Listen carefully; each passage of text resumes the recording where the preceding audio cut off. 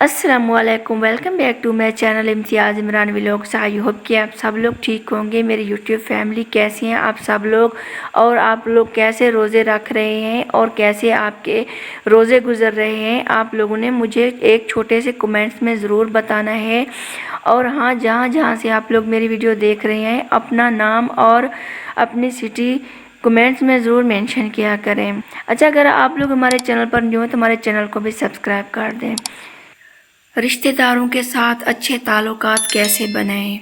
बेहतरीन रिश्तेदार वही हैं जो मोहब्बत, खलूस और सब्र से परवान चढ़ते हैं।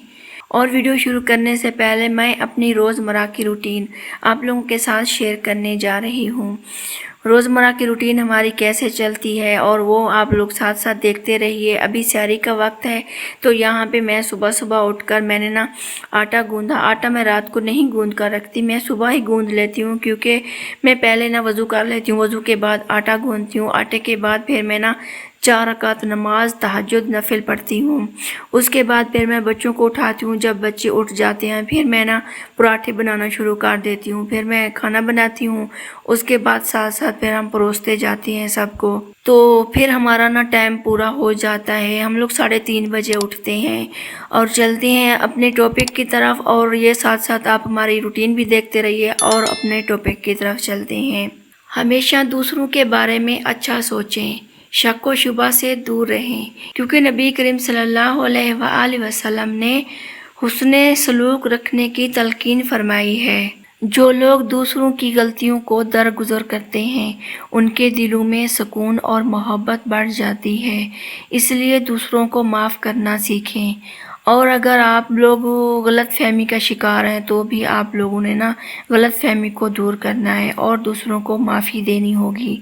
ज़्यादा से ज़्यादा आप लोग माफ़ कर दिया करें। सब्र और बर्दाश्त। हर रिश्ते में इख्तलाफात आते हैं, लेकिन जो सब्र करता है वही कामयाब होता है।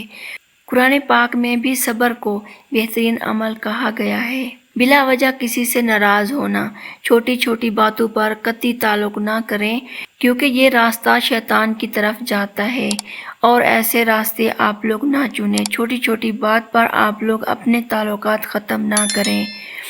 मुखलिस और सच्चे रिश्तेदार वही होते हैं जो बग़ैर किसी गर्ज के एक दूसरे से मोहब्बत करते हैं। इसलिए हम सबको एक दूसरे के साथ मोहब्बत के साथ पेश आना चाहिए। दूसरों की मदद करें, छोटे छोटे कामों में मदद करें, किसी का बोझ हल्का करें, उससे दिल जुड़ते हैं और अल्लाह ताला भी राज़ी होते हैं। छोटों से मोहब्बत और बड़ों का एहतराम करें। जो अपने छोटों से शफकत करता है और बड़ों का एहतराम करता है, वो रिश्ते मजबूत कर लेता है।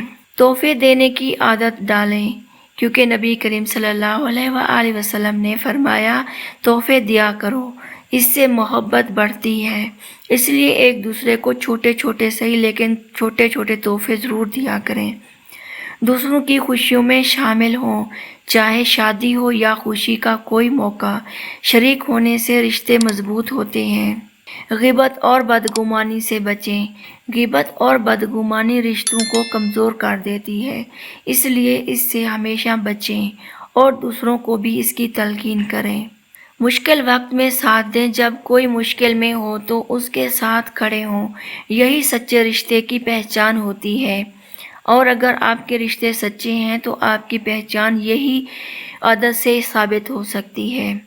रिश्तेदारों से राब्ता रखें, क्योंकि कभी भी किसी रिश्तेदार से राब्ता मत तोड़ें, चाहे वो ना करें आपसे राब्ता, आप करें, क्योंकि ये सुन्नत नबी सल्लल्लाहु अलैहि वसल्लम है। तो ये थे आज के 12 असूल जो आपकी ज़िंदगी बदल सकते हैं। अगर हम ये 12 असूल अपनी ज़िंदगी में शामिल कर लें तो हमारे रिश्तेदार मोहब्बत, सुकून और बरकत से भर जाएंगे। अल्लाह ताला हमें हमेशा अच्छे इखलाक और खलूस के साथ ज़िंदगी गुजारने की तौफीक अता फरमाए। अगर आपको ये वीडियो पसंद आई हो तो हमारे चैनल को सब्सक्राइब कर दें और हमारी वीडियो को लाइक करें और ज़्यादा से ज़्यादा शेयर करें और एक छोटा सा कमेंट ज़रूर कर दिया करें। चलती हैं अगली वीडियो तक के लिए। अल्लाह हाफिज़। दुआओं में ज़रूर याद रखना।